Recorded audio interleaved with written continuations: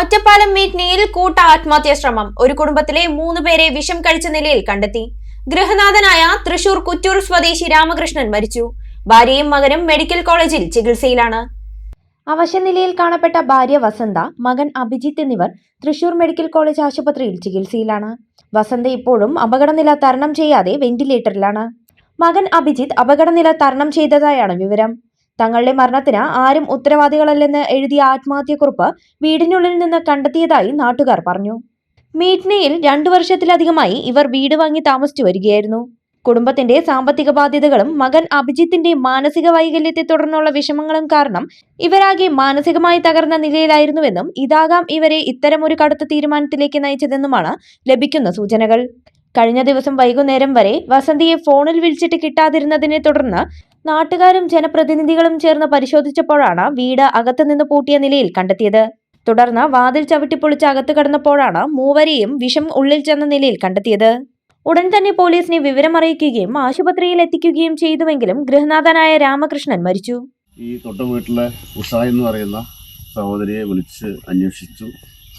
അതിൻ്റെ അടിസ്ഥാനത്തിലാണ് ഉഷ ഞങ്ങളെ ബന്ധപ്പെടുന്നത്. അതിനുശേഷം ഇവിടുത്തെ നാട്ടുകാരെല്ലാവരും ചേർന്ന് വീട് പരിശോധിച്ച് വാതിൽ തുറക്കാൻ ശ്രമിച്ചു. നടക്കാതെ വന്നപ്പോൾ ചവിട്ടി പൊളിച്ച് അകത്ത് കടന്ന് നോക്കിയപ്പോഴാണ് ഇവർ 3 പേരും വിഷം അകത്ത് ചെന്ന നിലയിൽ കാണപ്പെട്ടത്. അങ്ങനെ പെട്ടെന്ന് പോലീസിന് വിവരമറിയിച്ച് നാട്ടുകാർ ഞങ്ങളെല്ലാവരും ചേർന്ന് ആശുപത്രിയിലേക്ക് മാറ്റി. രാമകൃഷ്ണൻ ആശുപത്രിയിലേക്ക് എത്തുന്നതിന് മുമ്പ് തന്നെ ഒരുപക്ഷെ ഇവിടെ നിന്ന് തന്നെ മരണപ്പെട്ടിരിക്കുന്നുവെന്നാണ് മനസ്സിലാക്കാൻ സാധിച്ചിട്ടുള്ളത്. വസന്ത രാമകൃഷ്ണൻ്റെ ഭാര്യ വസന്ത ഇപ്പോഴും അപകടനില തരണം ചെയ്യാതെ വെന്റിലേറ്ററിൽ കഴിയുകയാണ്. ഇവരുടെ മകൻ അഭിജിത്ത് അപകടനില തരണം ചെയ്തു എന്നാണ് മനസ്സിലാക്കാൻ സാധിച്ചിട്ടുള്ളത്.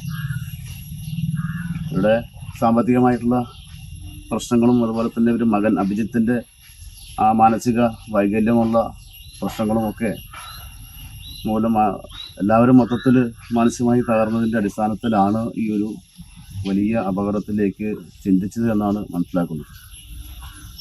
മറ്റ് നടപടികളുമായി ബന്ധപ്പെട്ട പോലീസും ബന്ധപ്പെട്ട വകുപ്പുകളും അല്പസമയത്തിനകം വരാമെന്ന് അറിയിച്ചിട്ടുണ്ട്. ഈ രാമകൃഷ്ണൻ്റെ ബോഡി ഒറ്റപ്പാലം താലൂക്ക് ആശുപത്രിയിൽ മോർച്ചറിയിൽ സൂക്ഷിച്ചിരിക്കുകയാണ്. അവരുടെ ബന്ധുക്കൾ വന്നതിന് ശേഷമാണ് മറ്റു നടപടിയിലേക്ക് കടക്കുകയുള്ളൂ. രാമകൃഷ്ണന്റെ മൃതദേഹം ഒറ്റപ്പാലം താലൂക്ക് ആശുപത്രി മോർച്ചറിയിൽ സൂക്ഷിച്ചിരിക്കുകയാണ്. ബന്ധുക്കൾ എത്തിയ ശേഷം ഇൻക്വസ്റ്റ് നടപടികൾ പൂർത്തിയാക്കി പോസ്റ്റ്മോർട്ടം നടത്തും.